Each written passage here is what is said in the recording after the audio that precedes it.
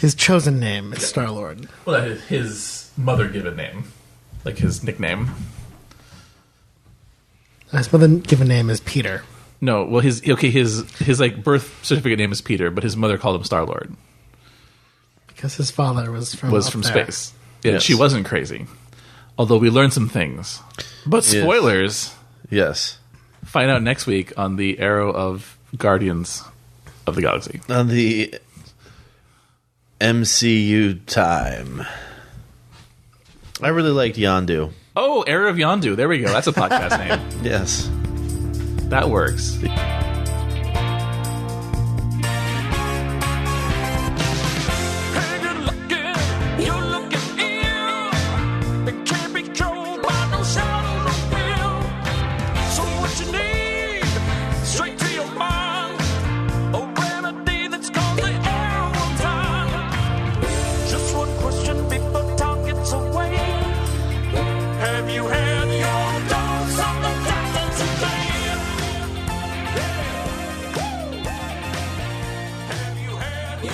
So we get started.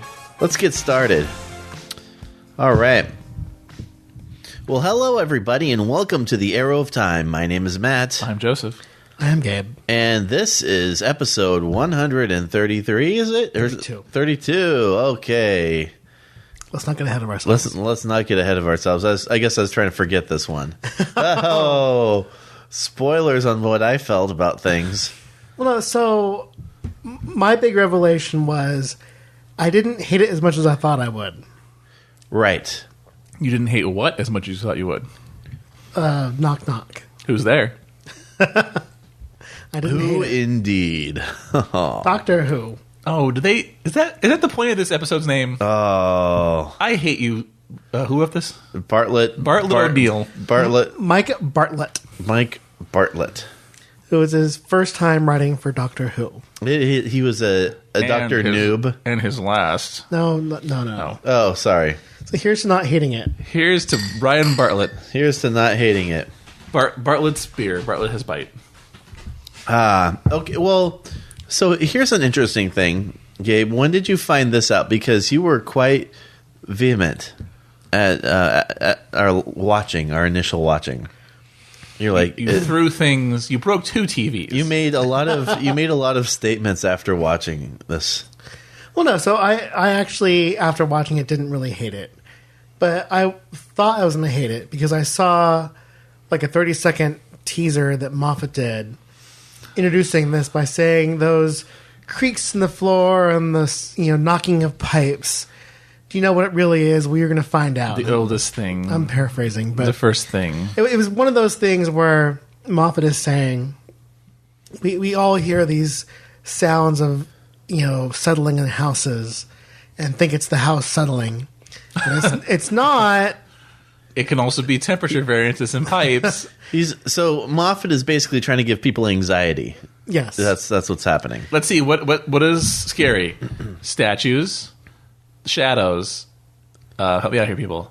Whales. Whales. Wait, whales? Space whales. No, they weren't scary whales.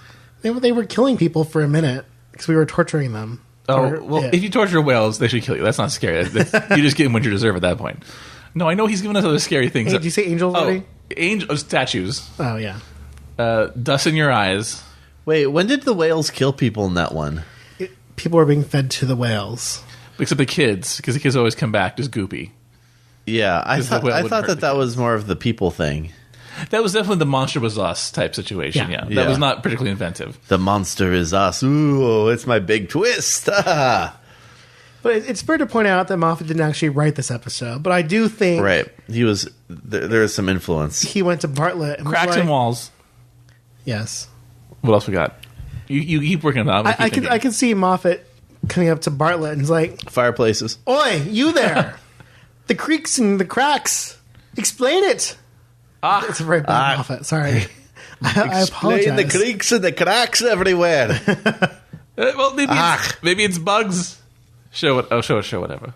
Yes. And what Bartlett actually wrote was nowhere near as bad as all that. So Yes, and basically, it reminded me. There's a lot of things it reminded me of. One of the things it reminded me of The Mummy. Which mummy? The Brendan Fraser. The not little scarab things. Not the Tom Cruise reboot. No, I haven't seen it yet.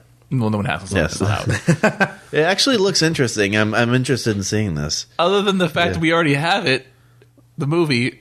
Never mind. Oh, Continue with your scarabs. Oh, okay. Oh wait, scare's right there in the name. Scarab. Okay, Scarab. So yeah, the scarabs, because they would just crawl out of the walls and then cover people and then surround them in a big pile and just eat them all up really fast. So there's that. And then it also reminded me of parts of like Ant-Man. Oh. Because in Ant-Man, Michael Douglas has created a way to communicate with ants, and it's, with that suit and all that. But it's just like a little thing. He has like a little basically like Bluetooth behind his ear that has like a high pitch frequency or something like that, and so he's able to communicate with ants and then get them to do what he wants them to do, and that's basically how. Like banging a tuning fork on a wall. Yeah, so it reminded me a lot of that, especially the end. It was like, no, get them to do what you want them to do, But this episode really should have been called Tuning Fork, not Knock Knock, because the knocking had nothing to do with it. Several times when you knocked, they would knock back. Well, that happened like once. Yes. More than once, but yeah. Like pretty close to once, maybe at once and a half. But then from that point forward, they just were either Tuning Fork eating you or not around at all. Yeah, so ultimately, my big issue is that the episode didn't really mean much. Like we mentioned, It didn't. It was, somebody gave it a shot. yeah.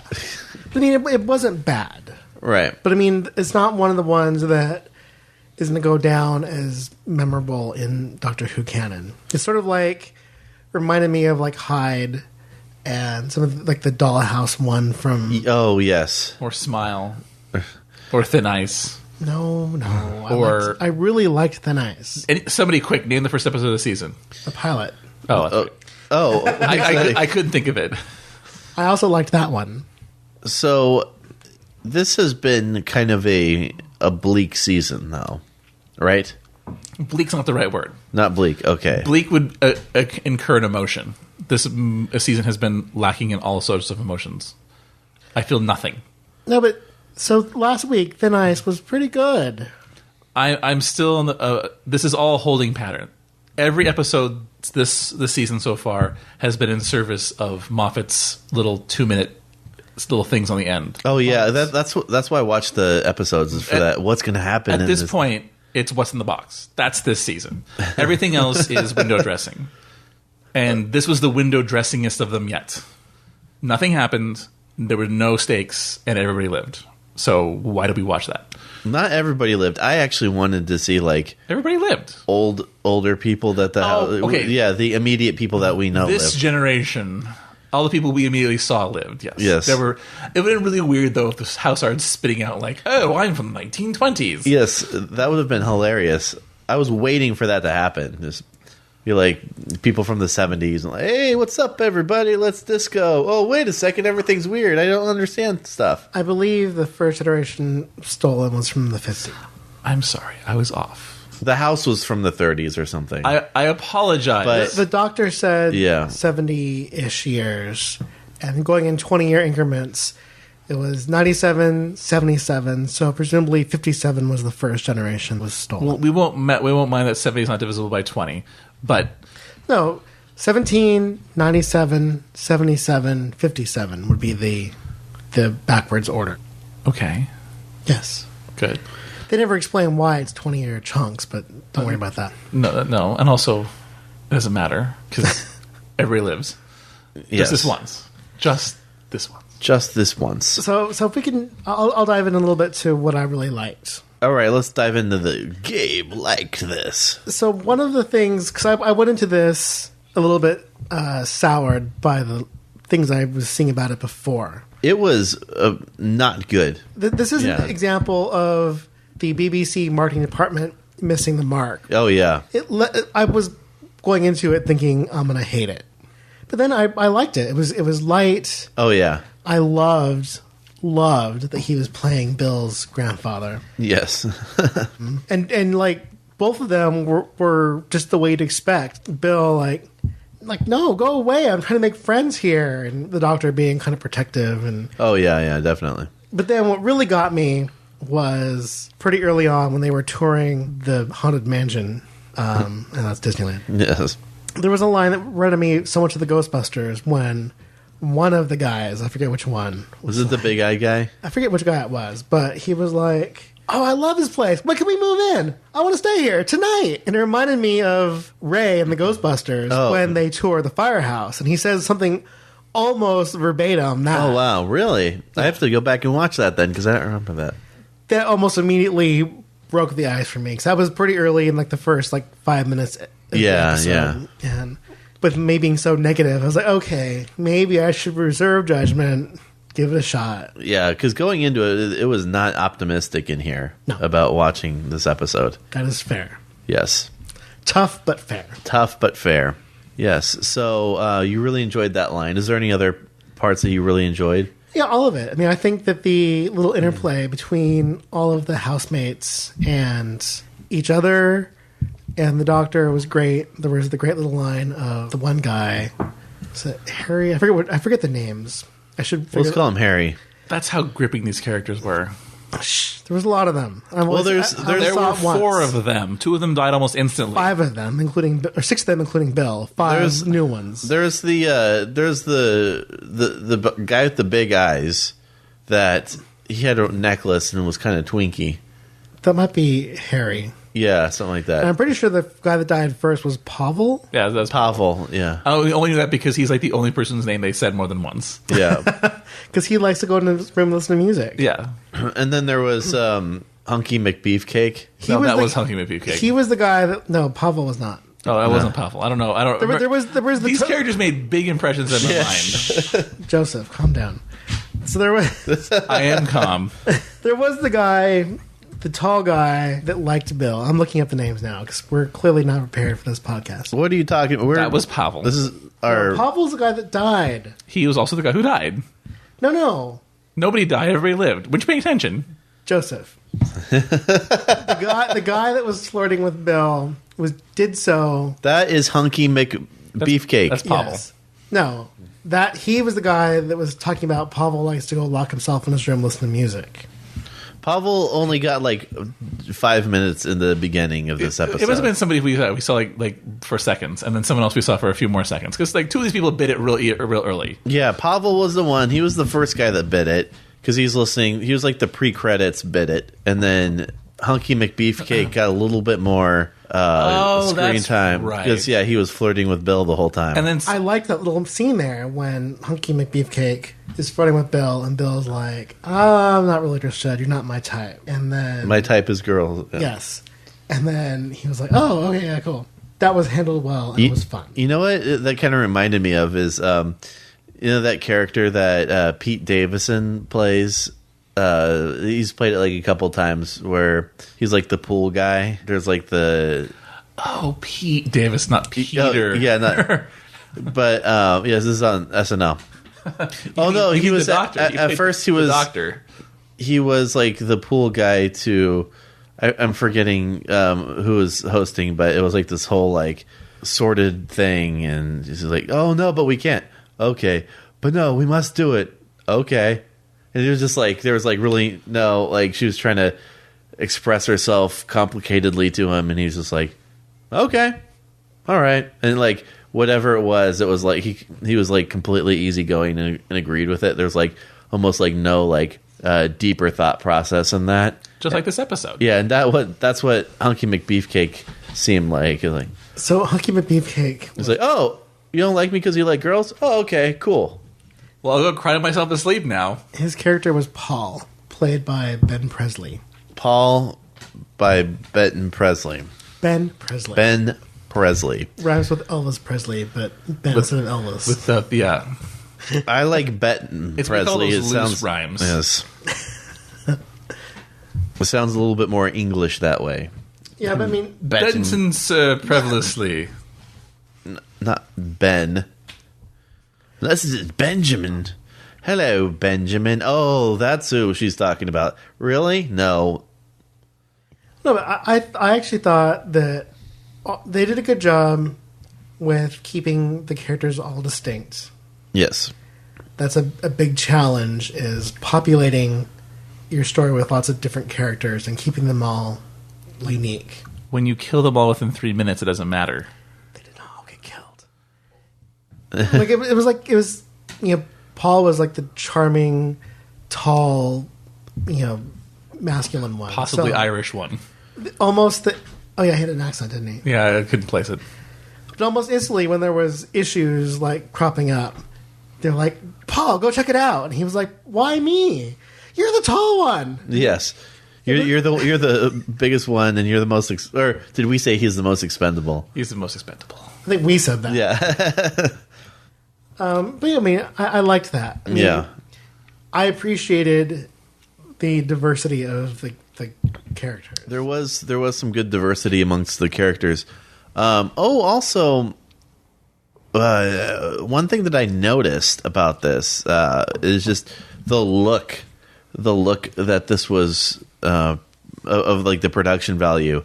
It looked like something from 2005.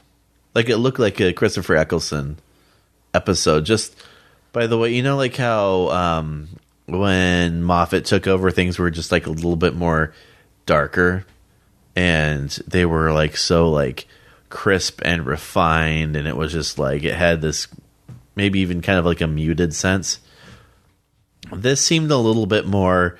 There's oddly enough more vibrant colors, or there's more of them, but it almost kind of seemed like in a fuzzy way, like you could kind of tell, like it almost sort of like It looks like it was shot in SD. SD. Oh, that's what it is.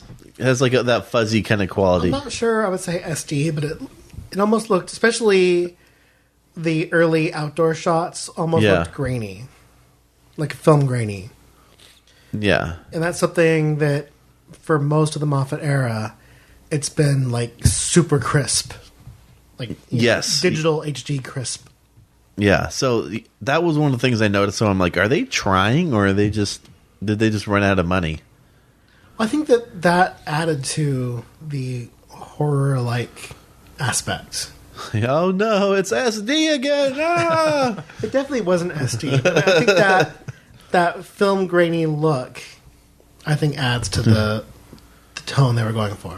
It could be coincidental, it could be intentional. Yeah. The tone being, of course, light annoyance. Light annoyance. There we go. Because that's what everyone experienced in this episode. So, Joseph, what did you think of this episode? Nothing. That's the problem. I felt nothing. I thought nothing. It was just more filler into Stephen Moffat's inevitable, story arc extravaganza. So you didn't have any fun at all? No. I had very little of anything in this episode. I had no thoughts. This is just par for the course for this season so far. Forgettable, at best. Matt, what did you think? I would say that I might be in between you two, where I actually I didn't hate watching the episode. It's like, hey, it's an episode of Doctor Who, but I feel too that my bar is now lowered so much that, I mean, it's exactly right. There are not a whole lot of stakes. There weren't, it was just the people in the room at the time, and if the Doctor didn't come in and stop it, what else would have happened? I don't know. Maybe some more unlikely kids would have come in and become part of the woodwork. Which, is that really the worst thing? Some college students, fratty college students. They weren't particularly fratty. They were all likable, I thought. Yes, but we've never seen them before, nor will we ever see them again. You don't know that, right. Actually. I'm 100% certain we'll never see most of these people ever again. He could do an RTD thing in the season finale. They're all back. Why? What's they remember us? You remember that one kid that we liked from that couple seasons ago who came back again? No, because no one cares about that either. We're never seeing any of these people ever again. Are you talking about the Rigby or Bixby? Rigsby. Yes, him. Rigsy. That's the kind of character you wanted to see again. And no, that was that. It's over. Also, does this mean the Doctor's paying for her classes now? That could Bill be. being the person I'm talking about now, yeah. not Rigsby. So Yes. Yeah, they didn't address. The financial aid system. Well, they didn't address her becoming a full student because last we left it, she was not a student. She worked in the cafeteria, Right. and she was getting private lessons from the doctor. It now appears that she is a full-fledged student at university. Which means she could be responsible for the autons, because that could have been students. Students. Good guess, but wrong. Are they, well, only students will like get together and do something silly like that. It's not students. No. Yeah, I can do the voice. I can do the voice. I don't think I can do the voice either. Okay, that's fine. Just cue up your Rose DVDs. Put those Yes. in. Watch the scene where the doctor tells him or tells Rose it's not students. But I watched Thor 2 with Christopher Eccleston in it, and I was hoping to hear some parallels. That's a weird casting decision. Yes. Well, he's not Thor. Oh, okay. He plays an alien that... Wait. Oh, that's a normal casting. Actually, decision. yeah. He's done it before. Thor is one of the Hemsworth brothers. Yes, that's Chris. Jeff, Chris Hemsworth. Yeah. Steve Mostworth. Hello. Hello. So that's Captain Kirk's father. No, that was. Oh wait, no, that wasn't. Yeah, Sam Hemsworth. yeah. That was. That was Tiberius. Yeah. No, George Kirk. George. No, wait. Yeah, don't trick us. I don't know. What's Tiberius happening? was his father, and so on Okay. and so forth.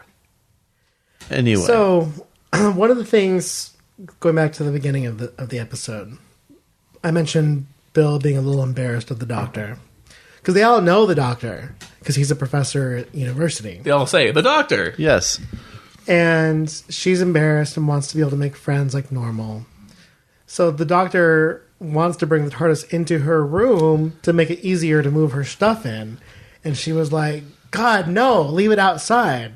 Because if he had been able to bring the TARDIS in the house, the episode would have been very short. We would have no story. But wait, the TARDIS is made of wood. The bugs ate wood. Oh my goodness! It's not really made of wood. Could it be Yeah. bug? Okay, that's true. Yes. That would have been silly. It's faux wood. Oh, faux like FAUX, not faux like Yeah. enemy. Look how this is enemy wood. Or pho would. Delicious noodles? Yes. Pho. Let's get some pho and take a break. All right. Let's do that.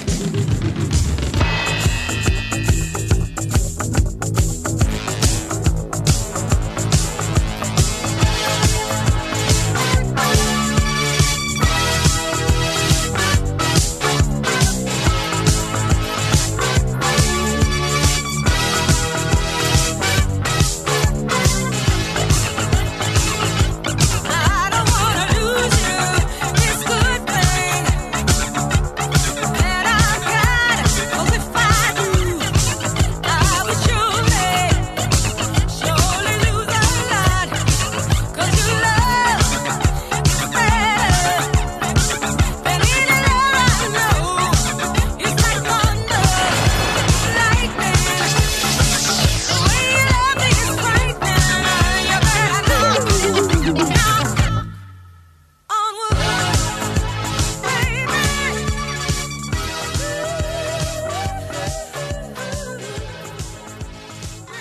And Capaldi kind of seems like, yeah, maybe he's at his fill. But for a while, he said he never wanted to quit. And then all of a sudden, he was like, yeah. Every doctor has always wanted to quit after at least a bit. Some of them sooner than others. Chris Eccleston. I've truly loved Capaldi. I think Capaldi is the greatest Capaldi. The most wonderful Capaldi in the world. I've liked Capaldi as the Doctor more than Matt Smith. I've really enjoyed Capaldi as the Doctor. I think he's fantastic. No, Eccleston was fantastic. Oh, yes. Capaldi is Frowny. turn that frown upside down. Last week on the Harrow of Time. We should hit cheers, and here we go. Cheers. All right. So, going into this this episode, we talked about it being a little bit fuzzier, a little SD-ier. A little bit country. A little bit countryer. A little bit rock and roll. So we set it up where we have Bill trying to move in with her friends. They're going to university, and then they take this house. We after several houses, there's like a whole like montage of like, no, I don't like this one. Oh, this one's next to a nuclear plant. Oh, this Was that what that was? So I don't know. I just want to say, when they were looking at houses, Yeah. and there was like the bedroom that was like a little covered, it's like, okay, but I've actually seen like college flop houses that were worse than that. So yes, it wasn't Yeah. good, but here in America, I've seen like students living in actual closets, so it wasn't that bad. Have you ever seen Animal House? It's like that every day. Harry Potter lived in the closet. Yeah, that was That was punishment. That's their punishment over there. Is not good. if we could only live in closets, Also, they're called flats. flats, and cupboards. Yes, that's what it is. They're not closets. It's cupboards. Covered. The cupboard under the stairs. Yes. But yeah, that was not good. Can I- Because Dumbledore was very mad about that. I'm going to move into a cupboard here. And what does Dumbledore do? So I don't know. I never read that. He offered lemon drops. Oh, lemon drops. He made Harry go back to that house every year. Oh, so Dumbledore was the worst and deserved what he ended up getting, which was a bouquet because he's such a nice guy. Don't worry, Dumbledore's fine. Yes. No, but seriously, like, yes, it was not ideal. And the house they ended up getting was much nicer. Except it didn't have electricity or cell service. No, it had electricity, but the sockets were the wrong size. Oh, right, it for was like- modern- Which might It was as well like just World be War no II sockets. Yeah. they were like pre-war sockets. So it might as well have been no electricity because electricity that you can't use. I mean, and that would be. I don't care how cheap a house is. If I can't turn something on or charge something, I'm going to lose my freaking mind. But also, for some reason, it was a cell dead zone. Well, That is another no-no. that's probably to do with shenanigans that were occurring Yeah. in the house. Clearly. But why did none of these students have like books or laptops or anything students normally have? They all seem to just like walk in with their clothes on their back and a sleeping bag. No, Pavel had a record player. Oh, That's of course. not what students have. That's these not- are that- these that- are hipsters. Are these hipsters? Yeah. What school are they going to? and how did he get the record player to play? With no electricity. Oh, that's a good point. Unless that record player was already You're there. blowing my mind, Matt. Unless it was already there. I recall. Oh yeah, it was because we see him blowing the dust off of it in that first scene. Okay. So he brought his own records To And play his stupid hipster self. and just happened to find a record player which ran them at the right speed. Oh my god, it's not 1920. What are you talking about? Actually, I'll give Pavel some a pass on that. He might just be an audiophile who says that that records are better than digital music because they have that warmer, more natural. I get that. You know, it's also an audio file. What? An MP3. Yes. Oh. Boom. Oh, What I don't get. This is super. I guess it's yours. Blink. What I don't get is these hipster kids buying the like brand new cassette tapes of the 1975. no, cassettes are the worst. But they sell them. They sell brand new. You can get the 1975's newest album on cassette tape because it's retro or something. I feel like At Urban Outfitters, they sell them. I blame Star-Lord. somebody. Oh well, This was before that. but see, somebody definitely missed the mark because okay, audio peoples, you might be able to make the case that your LPs have a warmer, richer sound, analog, all that stuff. Cassettes are junk. They were Yeah. junk the instant they were invented. They stayed junk until CDs existed. That's just magnetic tape is bad for storing these sorts of things. So I have two things. First of all, going back to Guardians of the Galaxy, as much as he played that Volume 1 tape, it should have been sounded like nothing.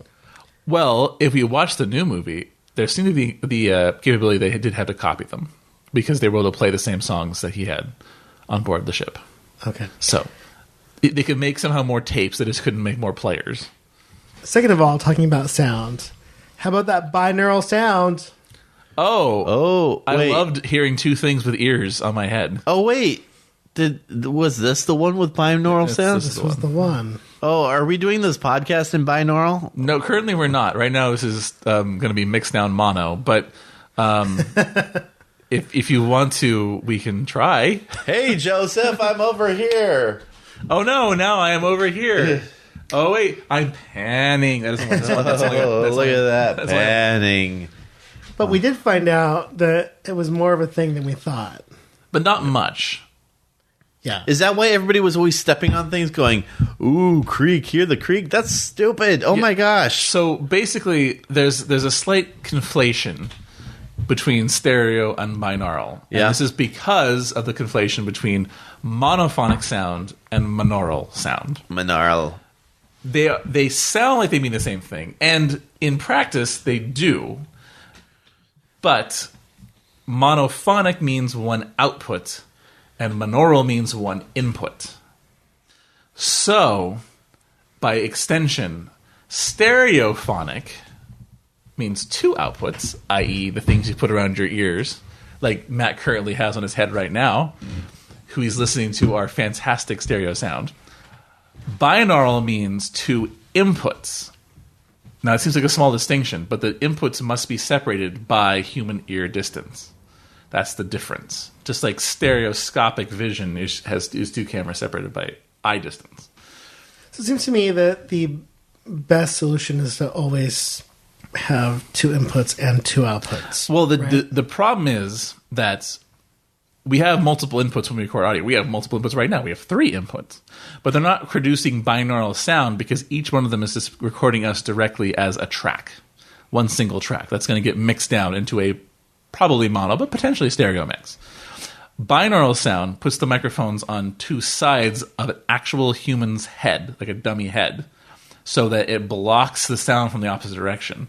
And because of the blockage, only one of the microphone picks up the sound and gives the illusion of it coming from, a given ear or the other, which stereo does not do, unless you are like very tricky with your mixing, which you can do, like if you like do lots of fades and shifts and whatnot. That sounds like it's very dynamic with sound. I think Matt is currently expressing his disdain for sound. What if I'm over here now? Oh no! Hey, look, I'm behind Joseph now. We can do a moment, like, some movies have, like, put on your 3D glasses now. We could have a moment in this podcast. It's like, put on your headphones now. Just kidding. This is just more annoying. But ultimately, yes, you are right, Matt, in the things they're stepping on cracks and, like, there's, like, knocking coming from multiple directions. They decided to, now look what we can do. Like, it's over here. It's over here. Oh. But, like, it's not really much of anything. So if you're watching with your headphones on, then you would be like, "Oh no, look, there's one." And only through iPlayer, because it didn't broadcast that way. So No. if you have the 5-channel sound in England, No, it's not 5-channel. That's important. okay. So if you're listening though in England with the proper setup and try and get behind the sofa, you're not safe because it sounds like it's behind the sofa. It will sound like it's behind you wherever you are. Moffat's finally figured it out. And he passed it over to Mike Bartlett. I still feel like this is like a beer or something. Like, I want to give me a Bartlett. Also, yes, Bartlett wrote it, but he didn't direct it. I think it was Mike Anderson that directed it. Mr. Anderson. I'll tell you in a moment. Bill Bill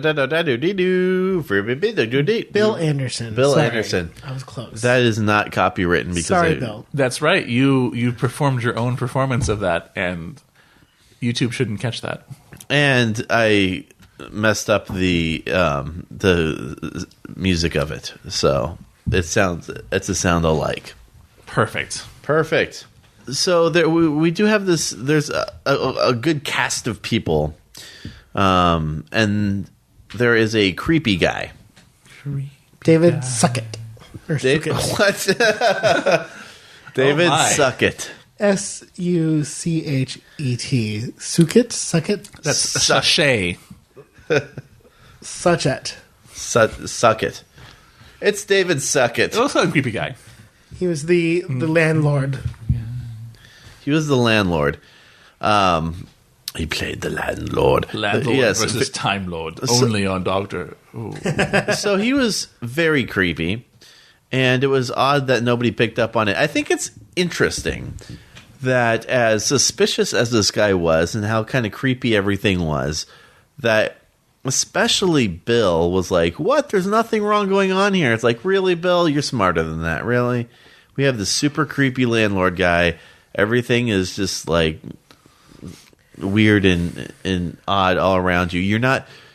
Somebody's up in their room just listening to a piece of music over and over and over and over again. Well, to be fair, she figured it out.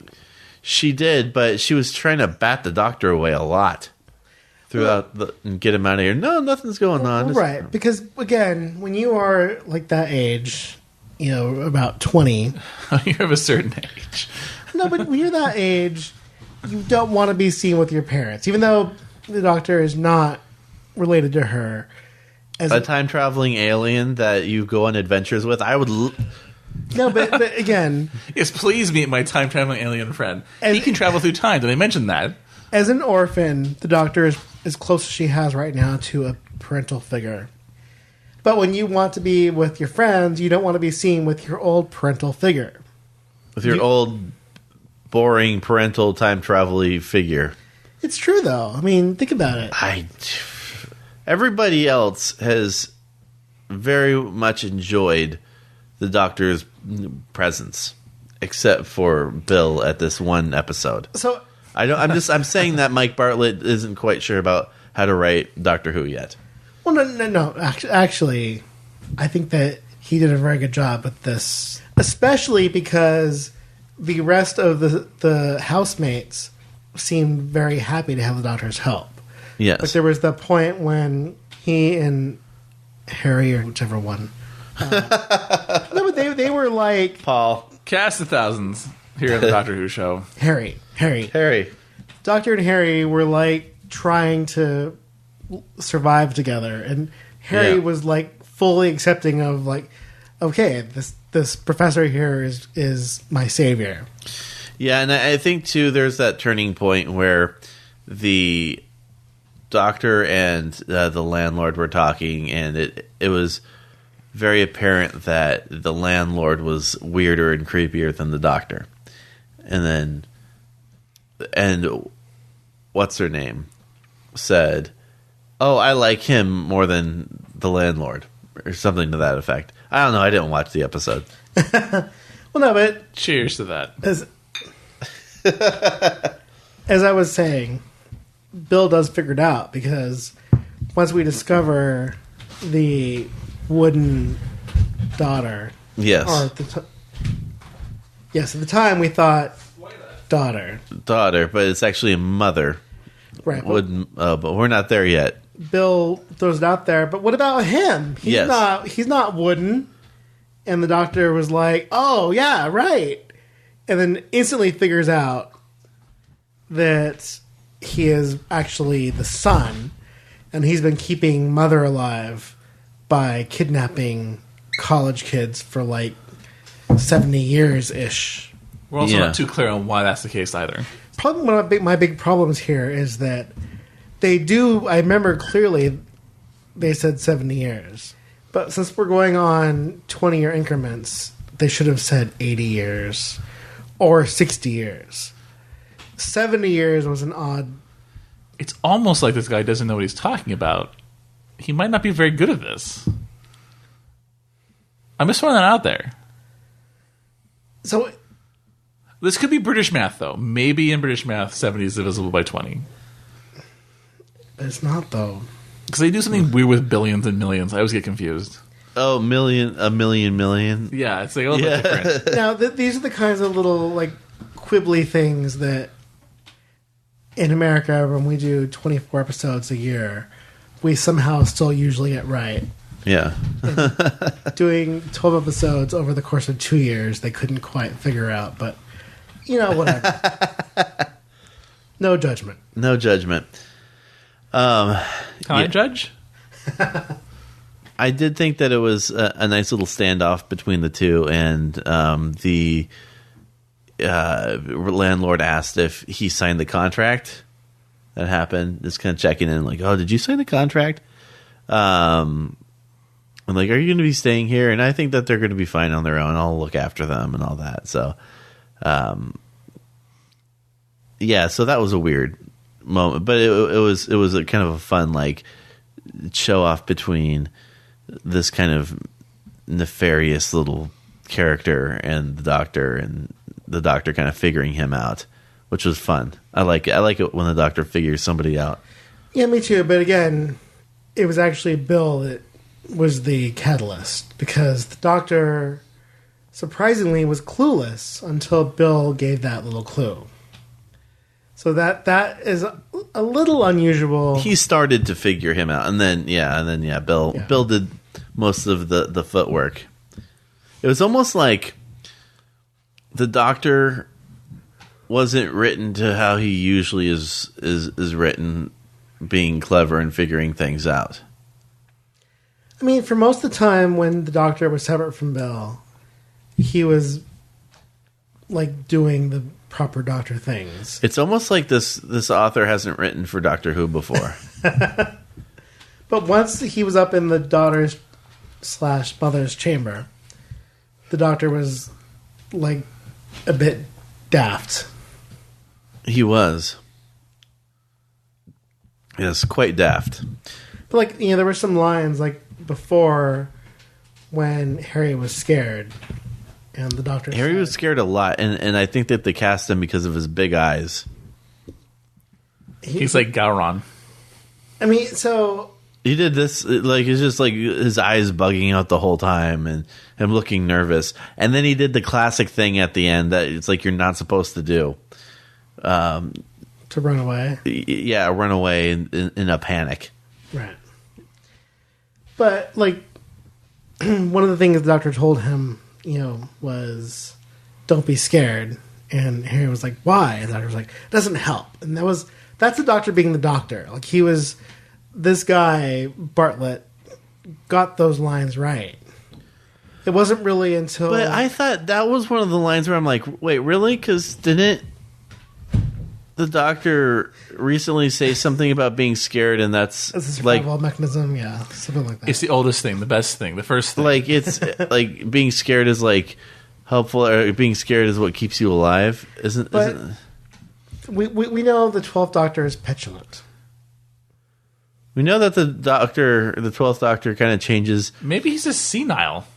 completely, changes his position completely based on who's writing. That's not just... And if somebody who is unfamiliar with the program of Doctor Who is writing for him, then he changes his mind. That's not just this Doctor. You can go back to David Tennant, and David Tennant, that Doctor would change based on who was writing quite a bit. You go all the way back. And I'm not 8 years. No, 8 years ago was still Moffat. Oh, that's right, because it took him about 8 years to make like 6 years of a TV show.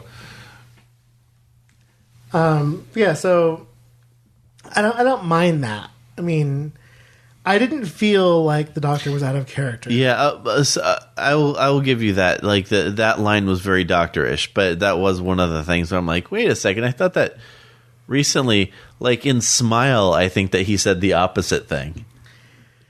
The Doctor lies. But again, this is an issue. The showrunner is not very good. Oh, did you write? Oh, shoot.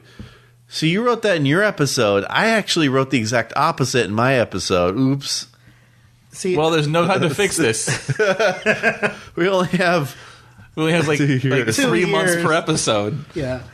So a good showrunner would keep that more consistent. But Moffat, What are you doing, Moffat?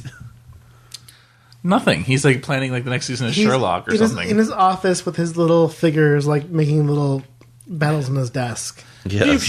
Take that, Doctor. No, I'll get you, the Master. Wait, no, you're not coming back. Yes, aha. Oh, I had a great idea that I just came up with playing with my toys. What if the master came back?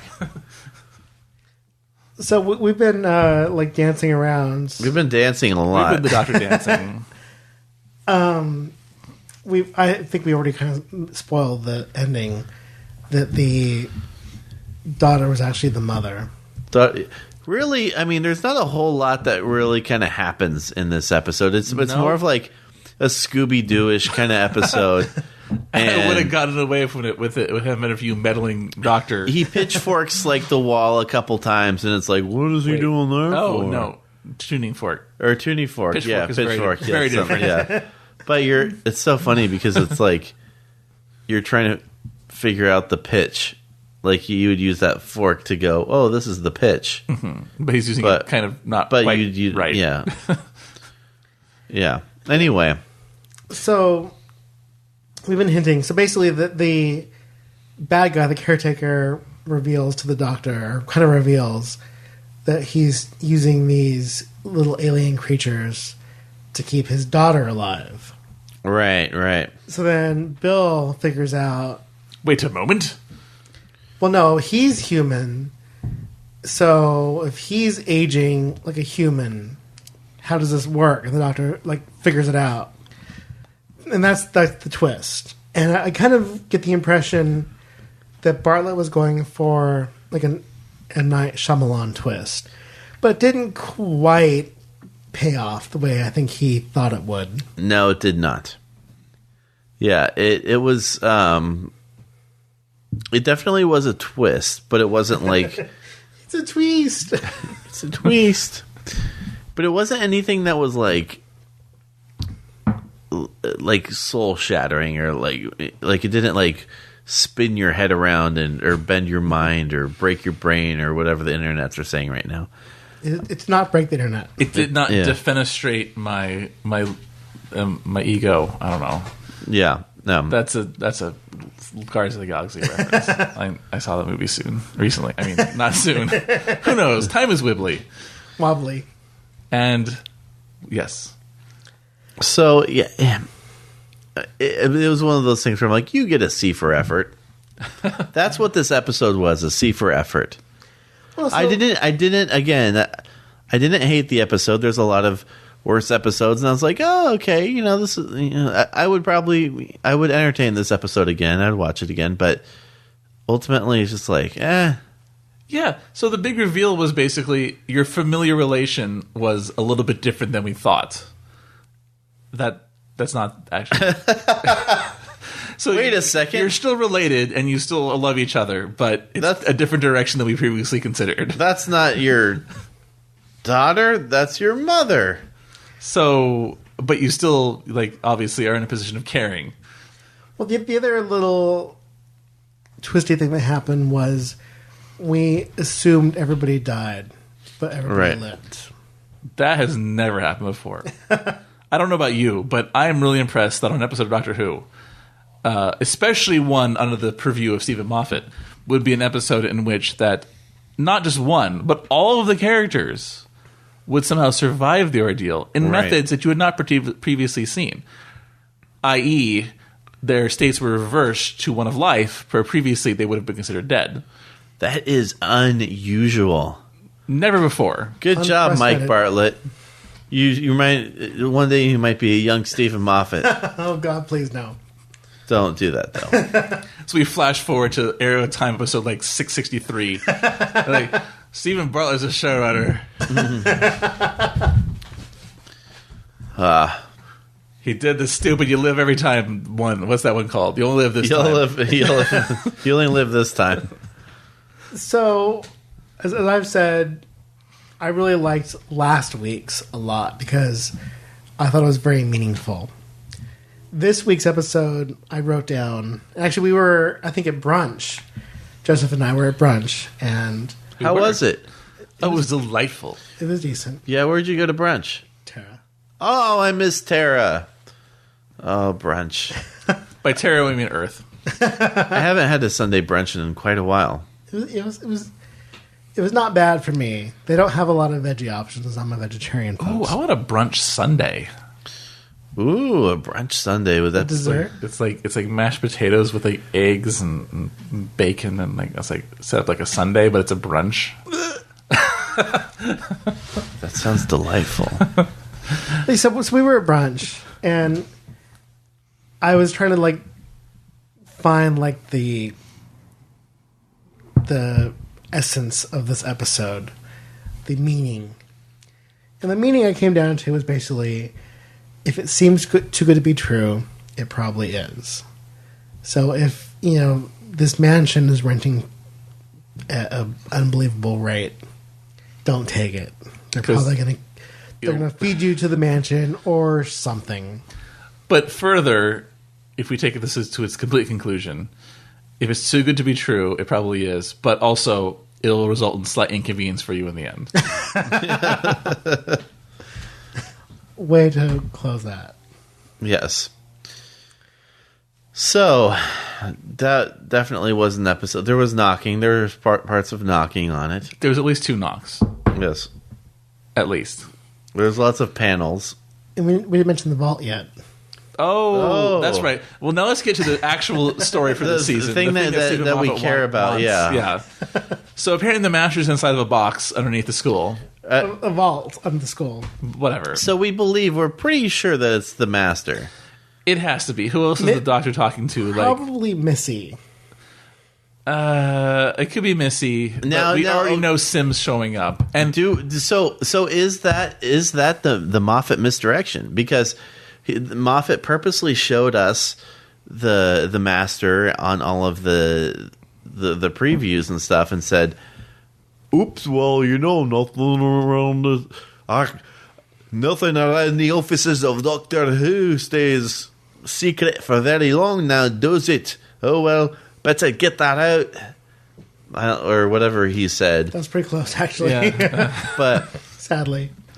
do you think that that's one of these things where he's releasing kind of secretive information purposefully, and then there's this whole what's in the box, and then we think, okay, obviously we saw the big mystery has got to be the master inside this box. However, is it John Sim or is it Missy? I'm guessing the way this ended with him bringing, was it Chinese food? No. It was some bagged food. With him, like the way he introduced it, 'cause whoever was in there was playing on the piano. Yes. And they initially was like, "Can I come in?" And they ignored him. It's like, "I brought food." And they stopped playing. And then they started playing like a happy song. Like, I'm going to get some food in my box. yes. Oh my gosh, what is that song? I know it, but I can't remember. I can't remember. They played, because like originally it was like For Elise or something. Yeah. Whenever you're a bad guy, that's the song you play as a guy walks into your chamber. Yeah. So yeah, that I'm pretty sure it's going to be.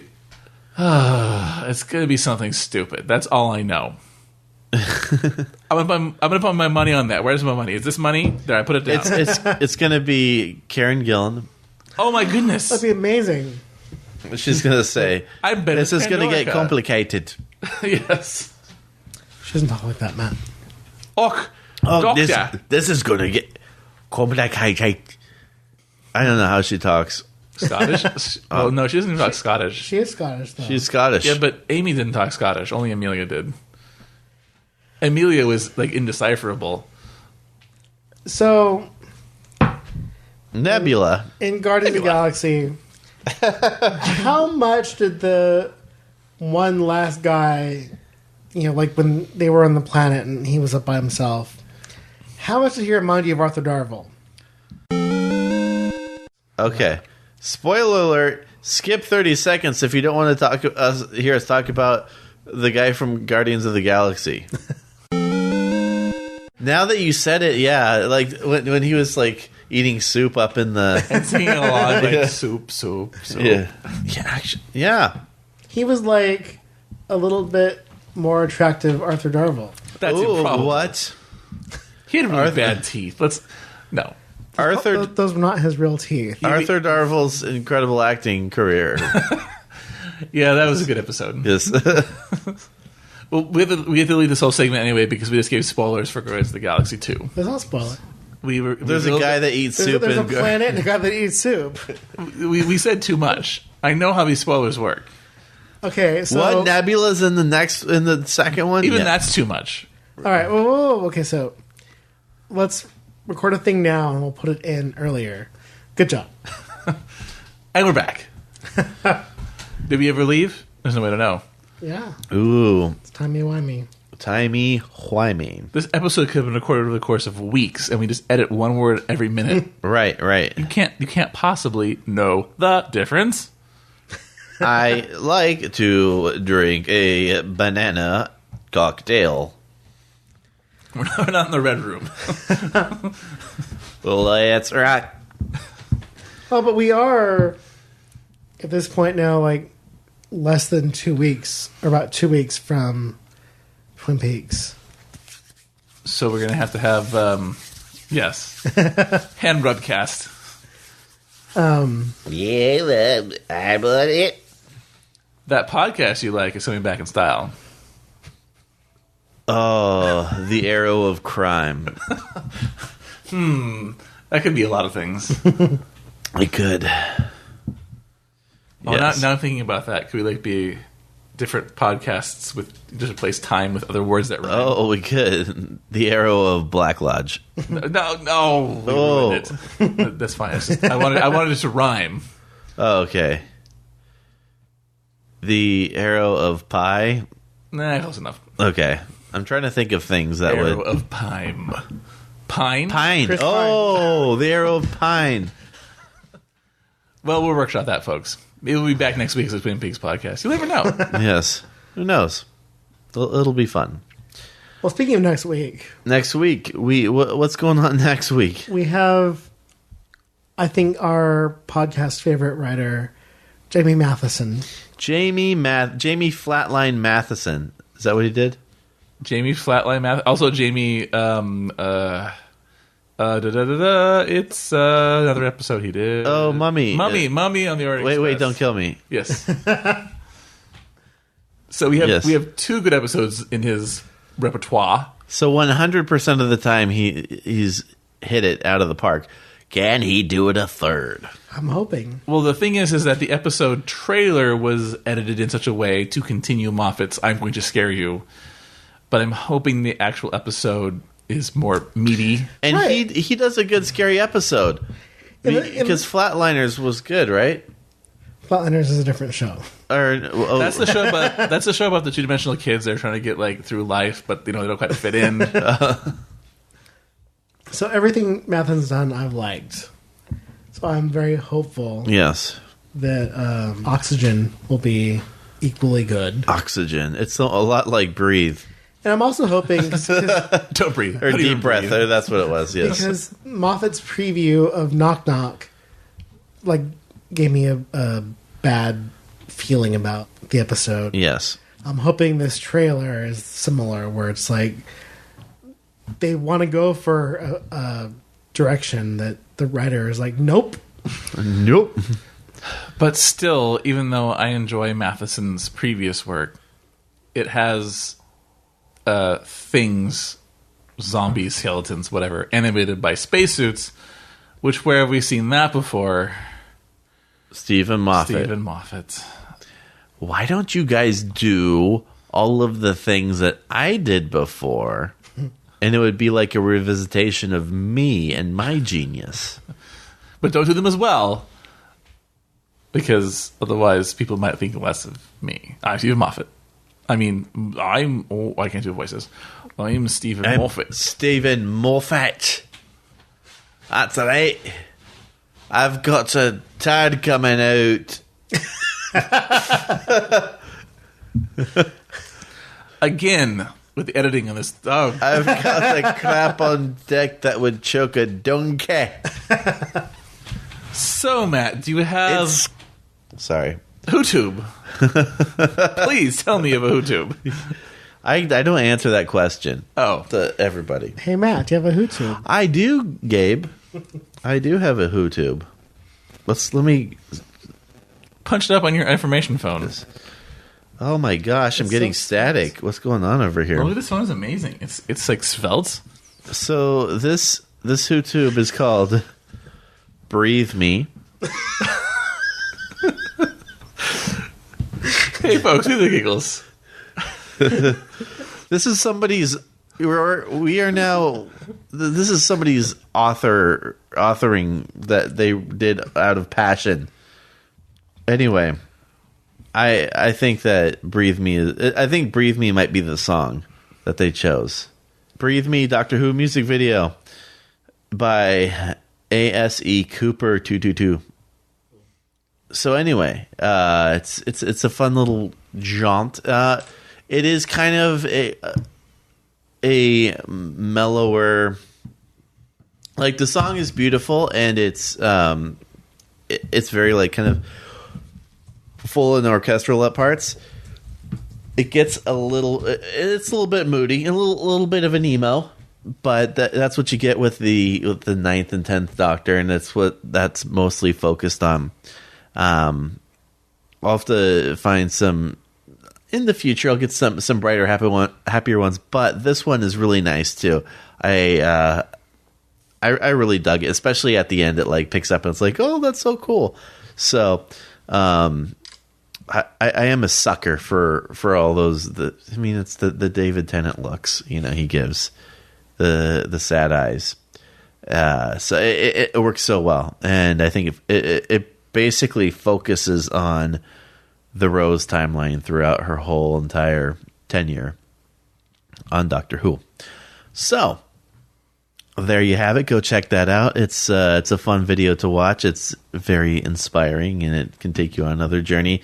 And it also has examples of the fluffier SD visuals that we were talking about earlier in this episode. Let's check that out. And check us out. Check us out at aotpodcast.com for all your AOT podcast needs. Or twitter.com/AOT podcast. Or at AOT podcast on Twitter. You could at AOT podcast us. And on your app, yes. And you could ask us questions, and we'll even answer them on the internet or on the podcast. Did we get the password back? Yes, I got all that stuff back. So we're good. We're in like Flint. You can also Facebook us at Arrow of Time Podcast, or just search for us on Facebook. And you can check us out on iTunes or Stitcher. Go ahead and leave us comments and rate us. We like that kind of stuff. Please. And that's pretty much it. Yeah, I think that'll be golden. Another week in the bag. Another week in the bag. For this episode of The Arrow of Time, I have been Matt. I've been Joseph. I have been Gabe. And this has been The Arrow of Time. Your dogs on the platform today. Ooh, yeah. Have you had your dogs on the platform today? Yeah. Woo. Have you had your dogs on the platform today? So one of my top 5 moments from Guardians of the Galaxy was Stevie Nicks in the credits. Yes. That was Like good. you saw me looking for that, right, Joseph? Stephanie Nicks. Yes, he would not leave. He would not leave the auditorium until he saw that. Did you enjoy the 5 different scenes at the post-credit scenes? Yes. There's lots of them. It was that too. Like I was waiting for those, but really once I saw the music credits and I saw the chain and written by Stephanie Nicks, I was like, okay, I can go to the bathroom now. Yay.